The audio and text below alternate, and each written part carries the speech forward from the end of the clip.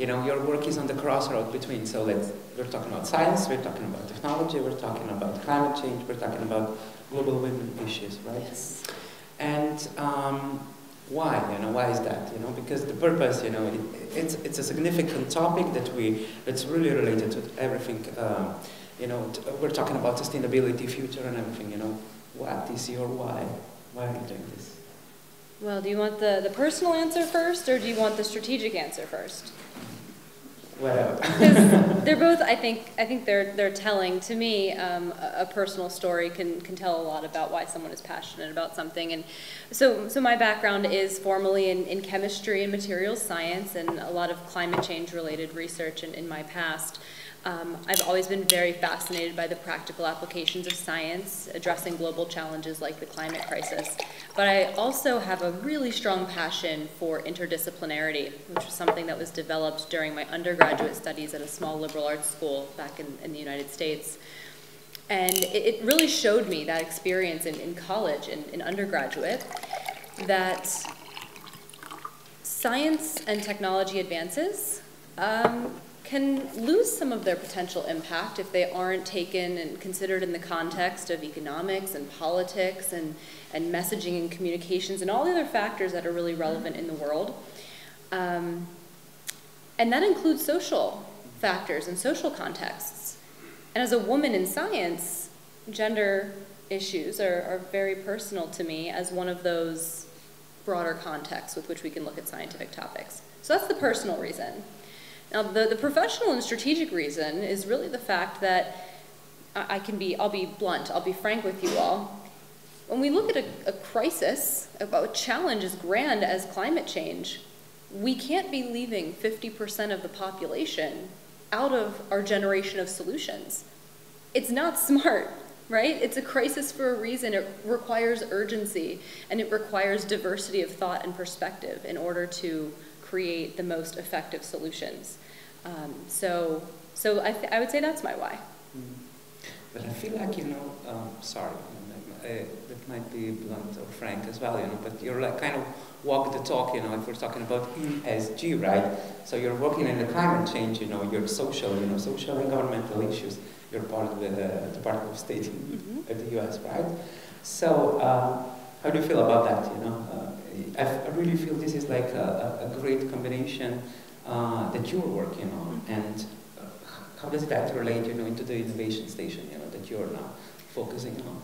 Absolutely. So in the US government, we actually have a pretty powerful policy mandate, as we like to say, to address the nexus of gender and climate change, which I'm happy to discuss in more detail as well, if that's helpful. Maybe I'll start there. So the nexus of gender and climate change is actually quite broad, and it consists of distinct challenges that women and girls face as a result of climate stressors around the world, in both developed and developing contexts, and opportunities for empowerment and economic security for women and girls, especially in the education space, when it comes to sectors that are undergoing sustainable transitions. So it's a really broad space, and if we get to some audience Q&A or anything later, I'd be happy to go into more detail. But ever since, I guess it was October 2021, the US government released its first ever national strategy on gender equity and equality. And that document laid out 10 strategic priorities for the US government to consider as action areas for us to achieve our gender equity and equality goals. One of those 10 priorities is promoting gender equity and mitigating and responding to climate change. And since that time, we also see climate change reflected in our US strategy to prevent and respond to gender-based violence globally, as well as the US strategy on global women's economic security. So this is sort of an all-hands-on-deck approach from the US government's perspective. We act on this through other policy and diplomacy, foreign assistance programming. But you mentioned the Innovation Station, which I'm so happy to be able to talk about here. It's an initiative that we started also back in 2021 to try to begin taking some concrete action in this space that can happen right here and right now. So the Innovation Station is the Office of Global Women's Issues initiative to identify and amplify women and girls who are developing solutions to climate and environmental challenges in their communities. But not just any solutions, solutions that are fairly unique, but also translatable, and that could provide best practices or potentially even be applicable on the ground in other communities around the world. And so we give them public platforms to share their work, whether that be virtual events or a podcast or other options. And then behind the scenes, we help them build relationships with one another, but also with new communities that might be able to work with them. Because let's face it, climate change does not respect borders, and climate challenges faced by communities, let's say here in Slovenia, might be similar to certain climate challenges faced in parts of the United States, or in parts of Latin America, or in parts of Asia, or any other place. And so, given the urgency of this challenge, I personally think it's quite important that we do what we can to implement solutions faster and more efficiently. And sharing of best practices is a great way to do that. And we talked about it, you know, it wasn't like there were only like technological innovations, you know, we talked about social innovations, right? Mm-hmm. Can you share a few, you know, a few practices, you know, a few stories, a few examples, you know, that you were really fascinated about, you know, and so you kind of get the big idea. You know? I would love to. I would love to share some examples of women-led solutions. I'll share a few more technological ones, and then I'll share a few, let's say, programmatic or initiative-based ones.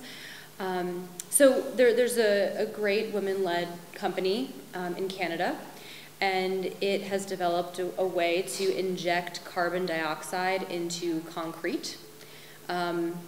What is the significance of this? Well, when you inject the carbon dioxide into concrete, you're permanently storing that carbon dioxide for the duration of that structure, the built structure's use. But that's not all, because the chemical process by which they're doing this, the CO2 additive actually strengthens the concrete, so you need less cement to begin with. Now, cement generation is highly emissive. And as we move forward with sustainable development goals and recognize that massive new cities are being built every single day, this is a really, I think, powerful potential technology to take a look at.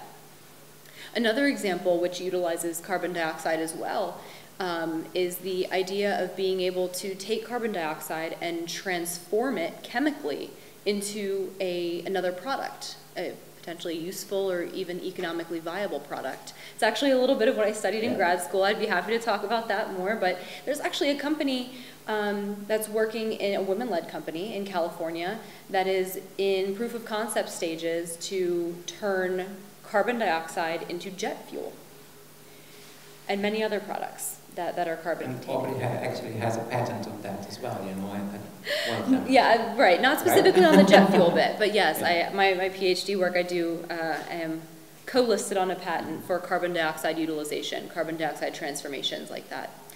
I think another interesting example that's more programmatic, I know we have entrepreneurs and business people here. You might think about your marketing strategies. Maybe you have to make commercials, TV spots, or things like that.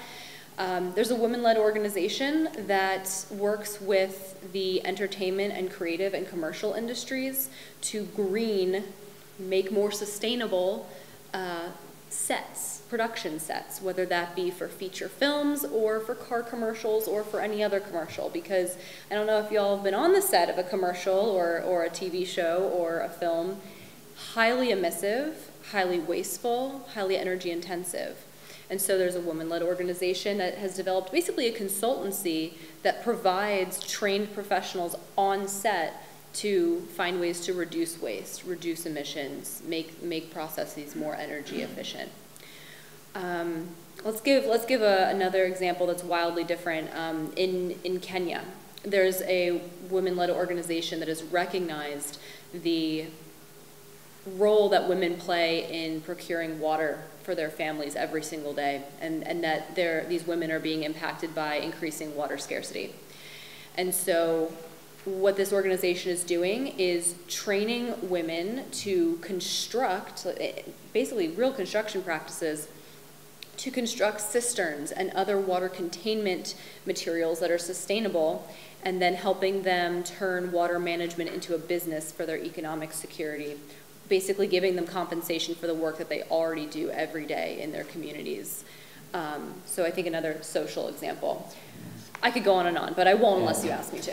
No, but it's, we can come back, you know, but it's, you know, so there's innovation, you know, and it's part of that local community, you know, and, you know, are there any, what's your goal, you know, behind that, you know? I know, let's bring together, let's create a community, you know, but are you trying to also support women, you know, in making these scalable solutions, you know, putting it outside, you know, to other parts of the world, you know, as you mentioned, because there's, how do you support that, you know, because I believe some ideas can be scalable, right? Absolutely. I mean, I think in terms of this initiative, our goal is to be the convener, to connect the dots between the truly passionate and talented innovators, whether they be technological or programmatic innovators, and the people that can work with them and the people that can support them. One of the things that happens in government, and I'll be again very frank, is, you know, working with the government can take a lot of time to see impact, especially if there are large funding sources. And there are restrictions to the ways that we can use government funding. But what we can do, I'll say for free, I mean we pay our employees, but for no additional cost, is we can use the vast networks that we have to build these relationships and connect these dots and do our part that way, while simultaneously programming our foreign assistance funding in the global south to, for example, advance women's land rights or support women's businesses, small businesses, and things like that. So it's multifaceted, and it kind of takes a big picture look at how our office works to put all the pieces together. Cool. You know, we talked in the previous hour, right? We talked about ESG a lot, you know, and we discussed about that. So it's more an EU topic rather than in the US, right? But still, you know, how does it relate, you know, to the US? You know, the ECG, the scorecard, the framework, you know, how do you look at it, you know, in general? We would love to see, you know, how is it applicable in the US, you know? Right. You know, I think from the perspective of my work, specifically on the nexus of gender and climate change, it really would touch on what we would say the E and the S, right? So the environment and the social. I think the environment is everything we've been talking about, right, with the urgency of the climate crisis and the need to move to more sustainable practices in all of our efforts in all of our sectors. On the social side, I think this is, you know, fairly analogous or in parallel with our efforts regarding diversity, equity, inclusion, accessibility, and that too, that DEIA, is also really relevant to the gender-climate nexus, as it turns out. Spoiler alert, most things are. It's important to consider in this gender and climate space what we call intersectional identities. So examining how different identity factors, things like socioeconomic status, racial or ethnic minority status, living in a rural location, indigenous status, disability status, or many others, how these factors can compound, add on to, exacerbate the way women and girls, for instance, experience some of these climate challenges. Now might be a good time to dive into that a little bit. You know, in many parts of the world where women and girls are responsible for procuring or growing food for their families or collecting water for their families, as natural resource scarcity increases, we're seeing direct impacts on their ability to complete these expected norms and roles. But we're also seeing increased rates of food insecurity for women and girls. We're seeing increased rates of gender-based violence happening on routes to procure those resources, but also in the context of temporary shelters following disasters, increased rates of gender-based violence. We're seeing child early and forced marriage rates increase as families feel pressure to reduce their expenses as scarcity increases. What else? We see critical health services, sexual and reproductive health services, maternal health services. These are some of the first health services to be lost in events, disaster events. We see women and girls having to leave limited livelihood and educational opportunities. These are some of the important impacts and the intersections between gender and climate change that are more on the challenge side of the coin. But now consider the fact that if these women are living in rural communities, it might be even harder to address the water scarcity challenge. Or if they are living in poverty, it might be even harder to address that food security challenge. Or if they live in an area, a particular community where that has been disadvantaged over time, that could affect their abilities. So this intersectional side of things, I think, is also really important to think about, and is very relevant, I think, to an entrepreneurial and business context as well. Because we just, are there any questions? Because I can't have done that good of a job of explaining everything. Come on. Yeah, no, but you know, but we talked about you know, the solutions, you know, and I was wondering in that sense, how is it related, you know? Okay, you know, you see, because you've researched a lot, you know, I've read a few of your, you know, blogs and research papers that you did, you know, connecting women and climate change, you know, and how women are. I wondered, you know, at first, you know, okay, let's give them the outreach, right?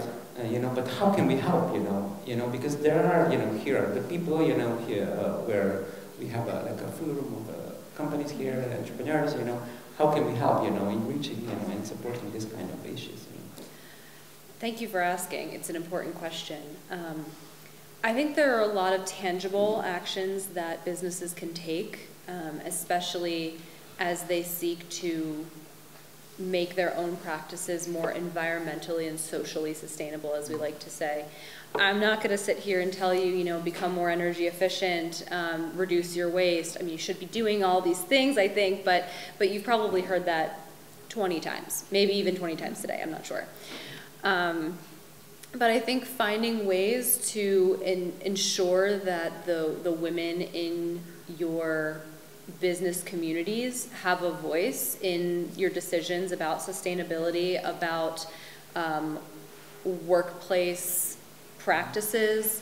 You know, a lot of places will boast, you know, having a 50-50 representation of men and women employed, but if you don't have any of those women in leadership positions that can make decisions, you're not going to see decisions and changes within company policy that reflect the needs of women. That's right, a big issue. Now, in terms of being able to support women even outside of your business context, I think there's something to be said for being able to recognize what values you might have as a company related to gender equity and equality, but also environmental sustainability and climate change.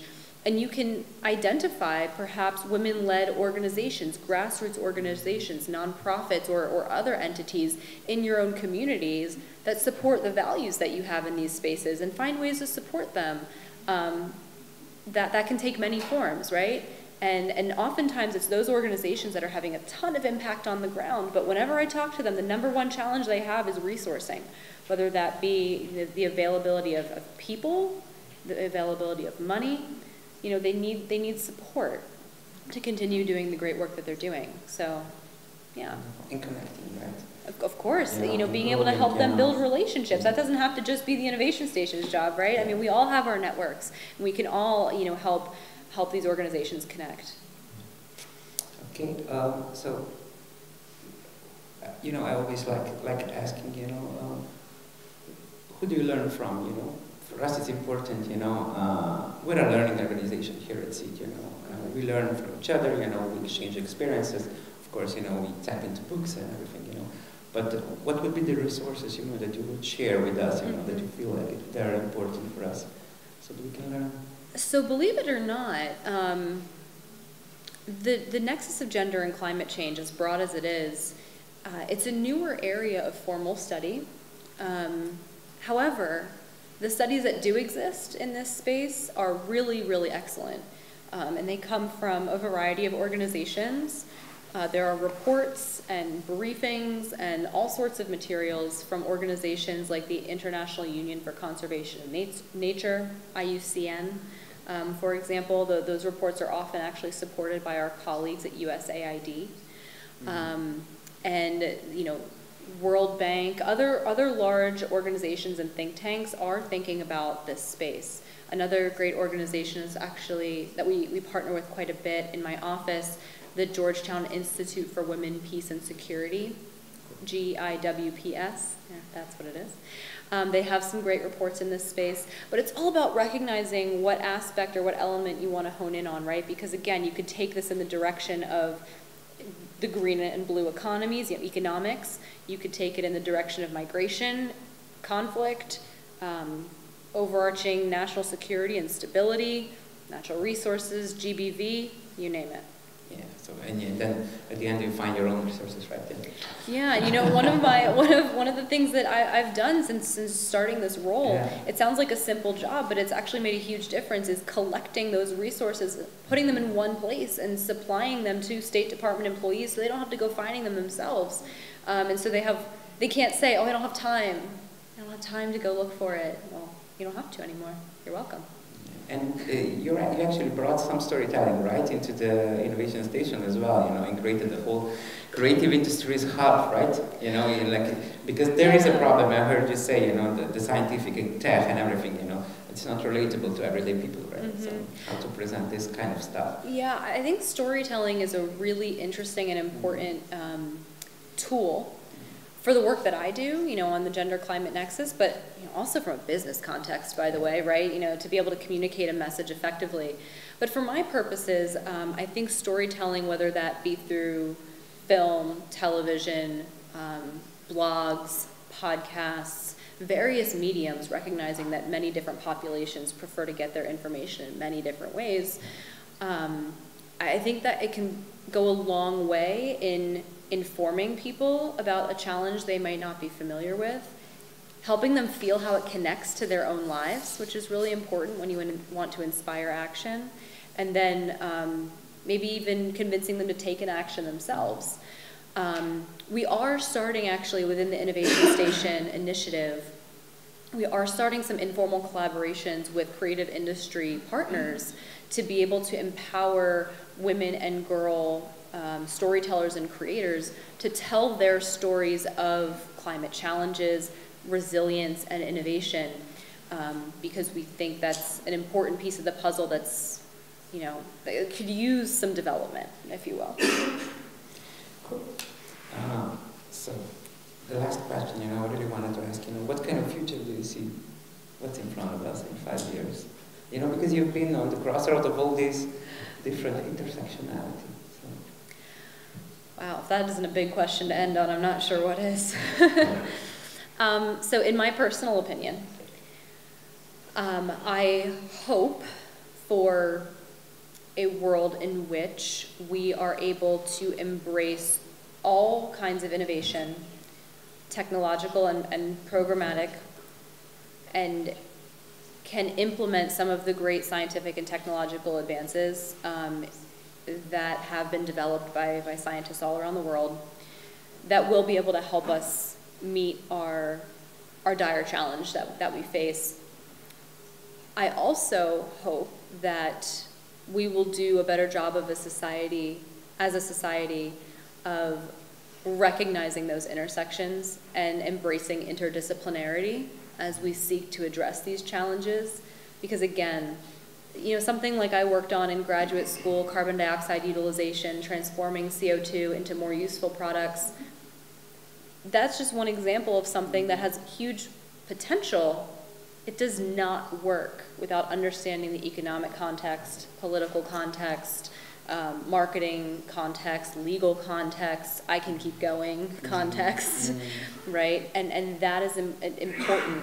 Those contexts are really, really important for us to be able to implement our solutions, whatever they are. And unfortunately, I think we could do better in combining all of those contexts right now. Thank you, Aubrey. Thank you so much.